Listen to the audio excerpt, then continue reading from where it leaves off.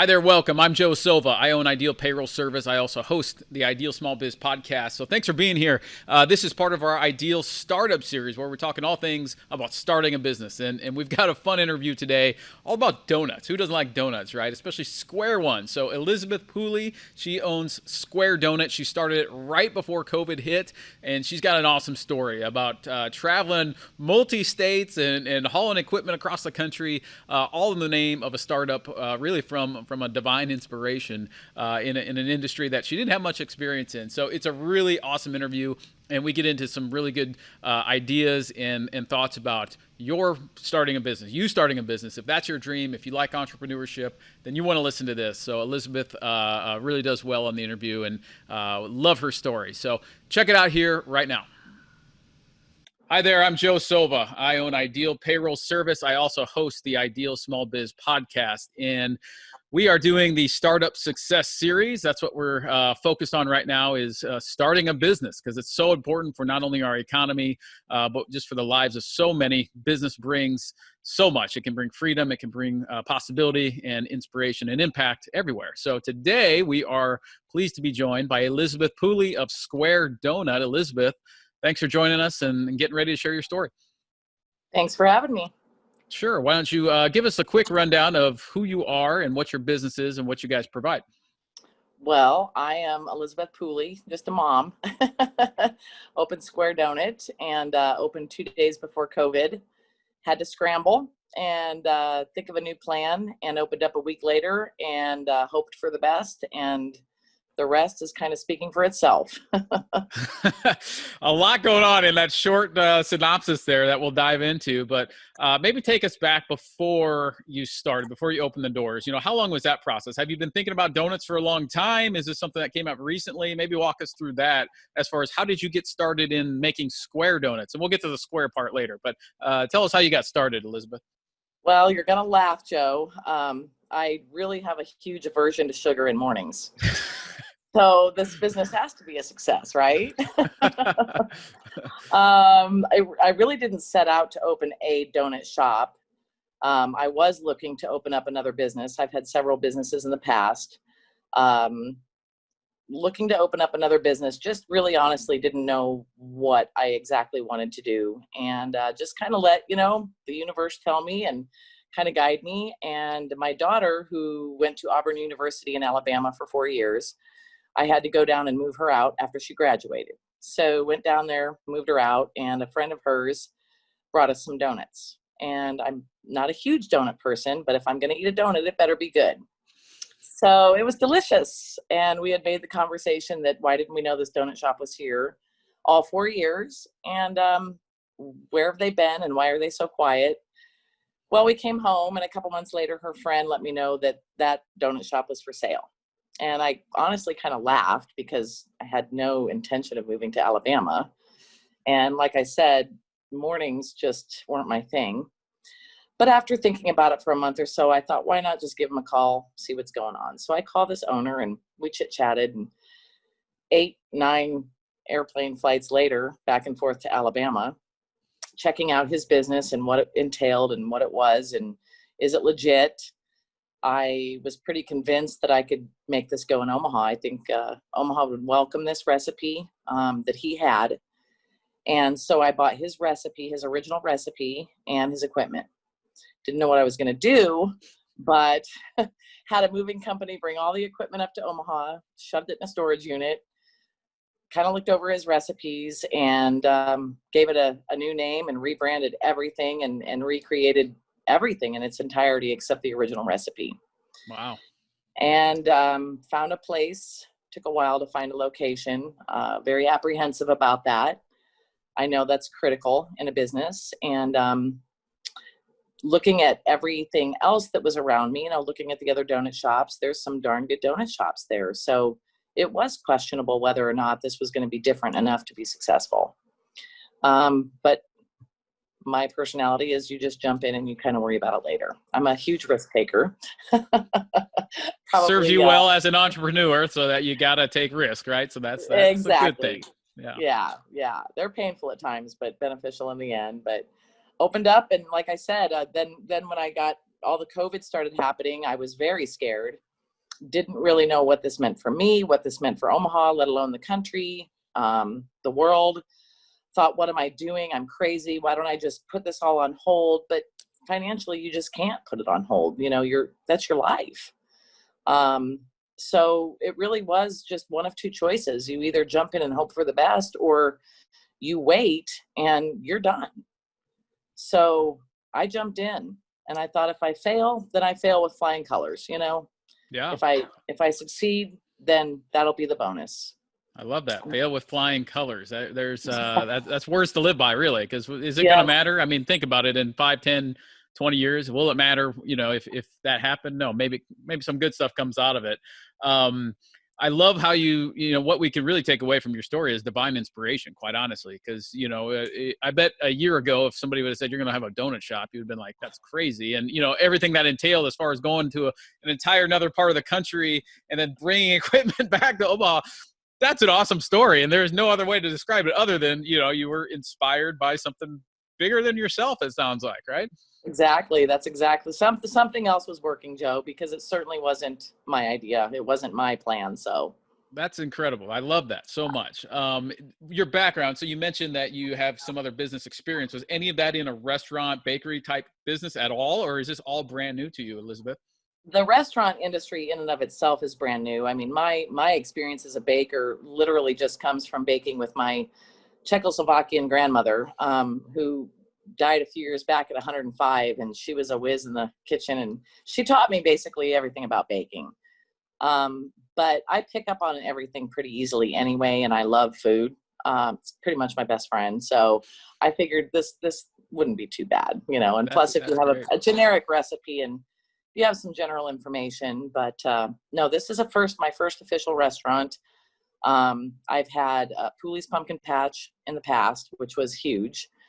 Opened up a little coffee shop and designed that whole building, which was a huge hit. It was kind of a new experience for me to design and see a building and a plan come to life for me.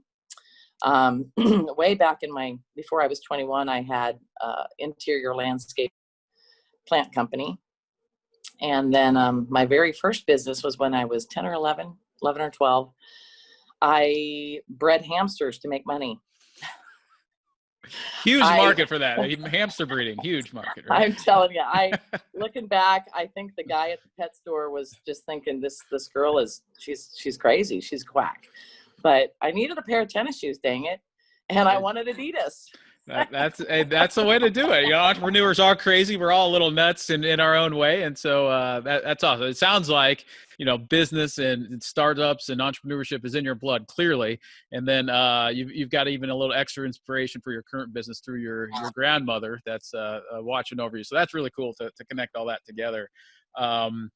The marketing piece, Elizabeth. So you bought his recipes, you bought the equipment, you found a space. Was the square, the shape of that, is that part of what he was doing there? Is that something you came up with? Because that's very different in the donut world, obviously. That catches your attention right away. So how did that come about?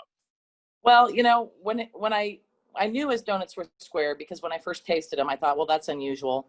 But then when I went down and watched his processes and the name of his business just didn't make any sense to me. It wasn't something I could drive by and wrap my head around. It was D2. And I mean, I hate math. I love finance. I hate math. So that wasn't going to work. But to me, every business I've approached, there's two things I always have to keep in mind when opening a business.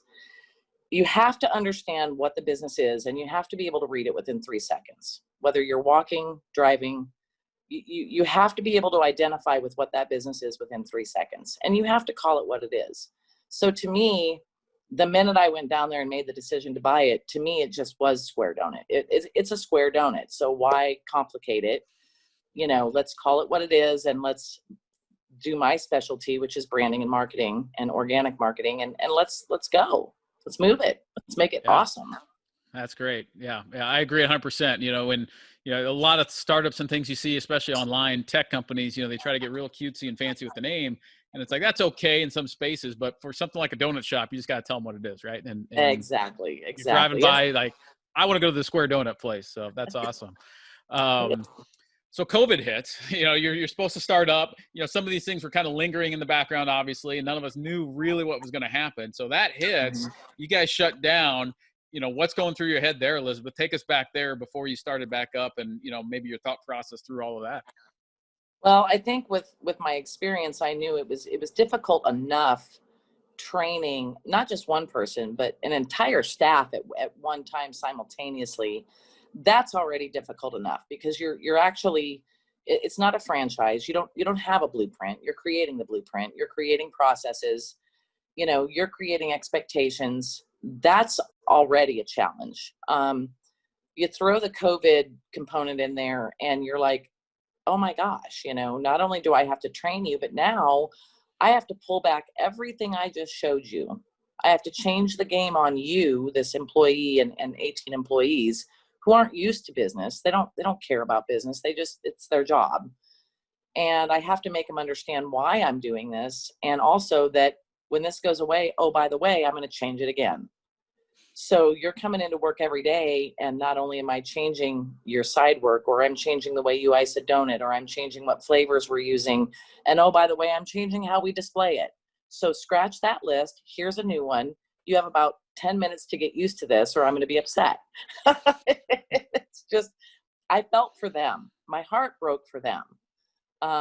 And I tried to make it as easy as I could. And I did a lot of communicating, a lot of meetings, a lot of hand holding, and quite frankly, a lot of coddling, because they were going through emotional things as well.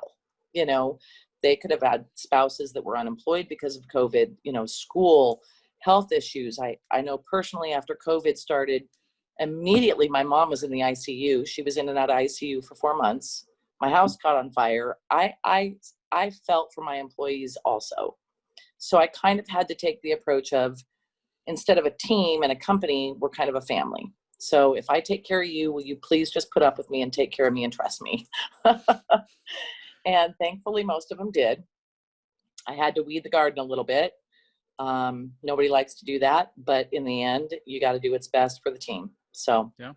it was rough. I was very scared. So Yeah, like you said, some of those things is just what you got to do. COVID or no COVID, you got to weed that garden, and that's yeah, any business. So maybe COVID pushed that along for you a little bit sooner than it would have otherwise, and just making that family atmosphere. A lot of times we hear, well, small business is risky to work for, or it's not as stable as a job. But in reality, you can make that family atmosphere much easier in a company that's 5, 10, 20 people than you can in 500, 700, 1,000 people, and exactly. you're a minor little person in a department somewhere. So small business has its advantages. It looks like you fully took advantage of that.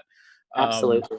what's things like now, Elizabeth? So we've kind of, we're still in COVID, but we're kind of past it. We're recording this. It's middle of September, so we're kind of 6 months in. You probably have some processes and things in place to get used to that. But what's it like now after, starting it 6 months ago? We're here now. What's business like now for you day to day? Well, there's two parts to that. It was nice when we went from our pre-boxed, what we call COVID boxes, to try and get people in and out in 10 minutes or less, to limit their exposure and everything else that went along with it. So but we did go back to single sales June 15th. And so there again, it's like, okay, by the way, we're a normal donut shop now. You can come in and be normal. And oh, by the way, employees, the case will be full. So we can start running our recipes and unrolling those things. It's affected the marketing end of it because I wanted to have a lot more out by now, but now I'm just baby stepping out all my new recipes.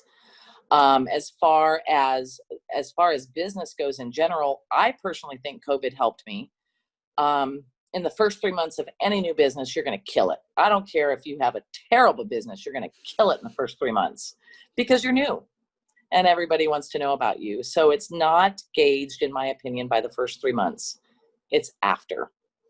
And what sticks. And what stuck was, on the front end, the customer service, which is huge to me, very near and dear to my heart. And I push that on every single front end person.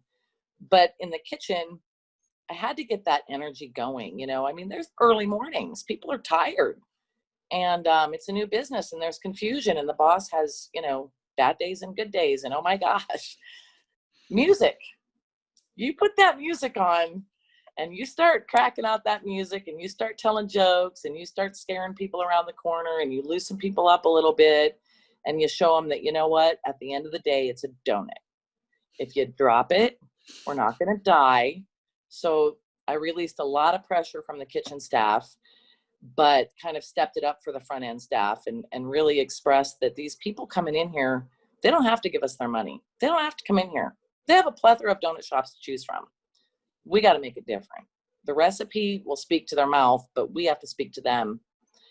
And that's just what you do. And business has been phenomenal. Thank goodness. So that is awesome. That's awesome. That is, there's so much gold in what you just said. So if you're watching this, rewind that and watch that over again, because that was exactly what you need to do when starting a business, or if you're running a business and it's not going how you want. That's exactly what you need. And I love what you said about, the first 3 months. It's about the long-term game and working out those kinks early, and whether it's good or bad, and then you really hit your stride going forward for the long term. What's the future hold for Square Donut, Elizabeth? Is this something, you see yourself as a single shop? Do you want to open up more shops, franchise it yourself? What's the future hold for you and for the brand? That's a loaded question, Joe, because you ask me at any given hour of any day and you're going to get a different answer. But, I branded this in the beginning to be a franchise. My whole goal was, I'll franchise this. Let's brand it as such. Any given day, I work 18-hour days, 7 days a week. I don't, I lose that drive to franchise it. I lose that drive to open a second location because everything is from scratch and it's exhausting. It's so labor intensive. One of the most labor intensive businesses and industries I've ever experienced. But on the great days, when you have the customers who call in crying on the phone, thanking you for making gluten-free, they haven't had a donut in 10 years. You're bawling your eyes out. I have to open a second location. I have to keep these people happy. I would love to franchise it. It will not be anything I do quickly. Suicide in business is growing too quick. If I do anything in the next 2 years, it'll be a second location. I've already decided the location, if I do that. And, we'll see. I really want to get this one a well-oiled machine. I want to get my core staff. I want to make sure everybody's got the same, business model and the same ethics and the same character as I do. And are we all on the same page? And then move to a second location and then discuss franchising. Yeah, I don't want to lose. In franchising, you lose so much.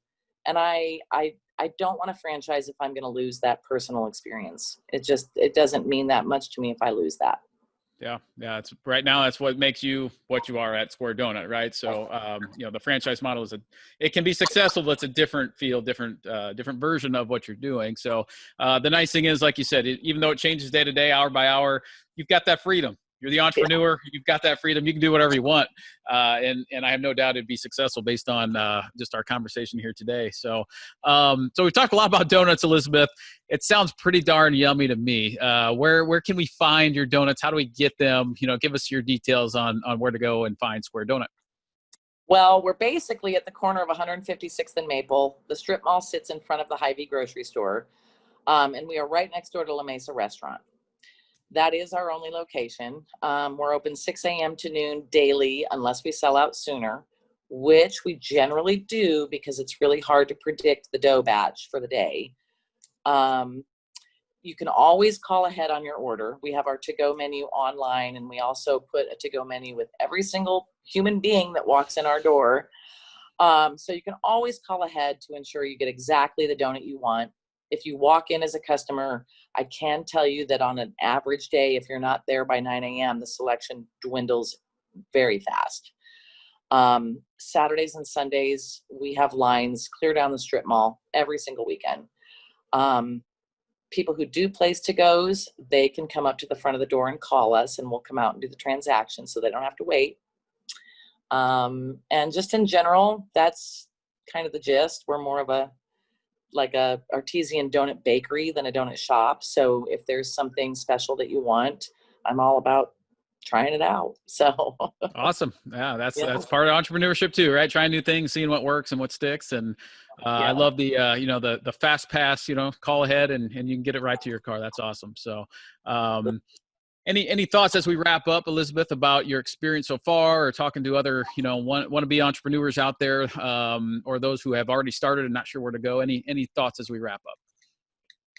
Yeah, I always have a couple thoughts. Everybody always asks me, they'll call me with their business ideas, and I'm a blunt person. I'm not going to sugarcoat, pardon the pun, anything, because it wastes people's time and sends them in the wrong direction. And I think in general, when somebody's thinking about starting a business, instead of asking yourself maybe, what you want to do and what your passion is, but how is it going to be received by others? Is it something just you like to do, or is it something that is going to be popular? Is it a need? Is it going to fill somebody's need or want? Or that's the first question. And the second thing is if you don't have the grit and tenacity to weather attitudes, moods, finances, public, legal ends, don't do it. If you've got the grit and tenacity and you can problem solve and work through things without having a 5-stage meltdown, then I highly advise you jump in. But whatever you do, do not stop and look back in the beginning. Wait till you're in it, because if you look back, you'll get discouraged and you'll give up. So that's it. Oh, that's more than a lot of people realize, and that's such valuable advice for anybody watching. Is just you got to take those things into consideration and understand. Okay, just because maybe I like making pizza, but maybe I'm not a very good pizza owner, right? So there's a big difference in that, and that sort of thing, and using those tips and ideas that you have is tremendous help for anybody out there. So so Square Donut, 156 of Maple, check them out. Anything else you want to mention, website or anything, Elizabeth, before we go? Yeah, squaredonut.omaha.com. Check out the website. It's still in the beginning stages. Bear with me. Instagram, Facebook, Twitter, on there all the time.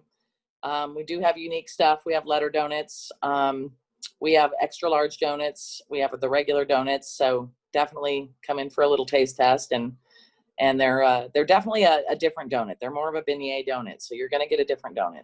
So awesome. Different is good. It's, especially like you said, with all the stuff out there, go try something new, and let's support local. Let's support Elizabeth and Square Donut, and make sure that we take care of them as well as part of our community. So Elizabeth, thanks for sharing your story and for being on the show. Thanks, Joe. I appreciate it very much. All right, Elizabeth, that was awesome. Great conversation. Really enjoyed that. Thank you so much for sharing your story about how you started Square Donut in Omaha as part of our Ideal Startup series, where we talk everything about starting your small business. So a lot of people have dreams, a lot of people have visions of what they want, but they're not quite sure what goes into it. There's so many moving parts. So it's so fun to hear the different stories from individuals like Elizabeth. So again, thank you, Elizabeth, for sharing your story. Let's get out and support her store, Square Donut in Omaha. So if you're in that area, or call ahead and she can take care of you, but let's support local and support Elizabeth. If you like talking small business, if you like entrepreneurship, if you like startups, then like this page right now. Share this out there with others. We've got more coming on how to build your business, how to create your entity, how to figure out all the details of what you need as part of our Ideal Startup series. That's what our mission is, local business success. So we love startups, we love small business, so that's what we'll keep talking. So like this page, like this video, share it out there with others. Let's help spread that message out there and get people to really realize their dreams of entrepreneurship. That's the goal here, and that's what we love doing. So thank you for your support. As always, go out and support local.